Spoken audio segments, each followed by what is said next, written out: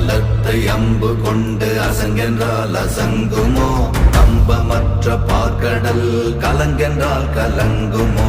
இன்பமற்ற யோகியை இருளும் வந்து அணுகுமோ? செம்பொன்னம்பலத்துளே தெளிந்ததே சிவாயமே. ஓம் நமச்சிவாய ஓம் ஓம் நமச்சிவாய ஓம் நமச்சிவாய ஓம் ஓம் நமச்சிவாய ஓம் நமச்சிவாய ஓம் ஓம் நமச்சிவாய ஓம் நமச்சிவாய ஓம் ஓம் நமச்சிவாய.